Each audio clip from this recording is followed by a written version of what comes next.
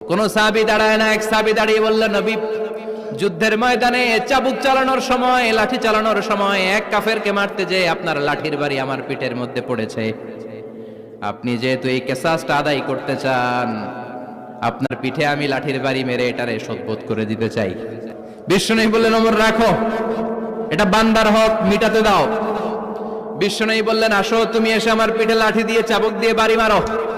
সাহাবী বলে, ও নবী, তখন দুর্ভিক্ষের সময়ের যুদ্ধ ছিল, আমাদের গায়ে জামা ছিল না। যখন আপনি আমার চাবুকটা পিঠের মধ্যে মেরেছেন, আমার পিঠে তখন জামা ছিল না।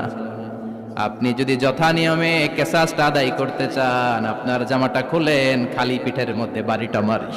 বিশ্বনবী উনার জুব্বাটা উপরের দিকে উঠালেন, পিঠের মধ্যে বাড়ি দেওয়ার জন্য ওই সাহাবীকে ডাকলেন। ওই সাহাবী বিশ্বনবীকে পিছন দিক থেকে জড়িয়ে ধরে ওই মোহরে নবুয়তের মধ্যে চুমু দিয়ে ফেলেছে।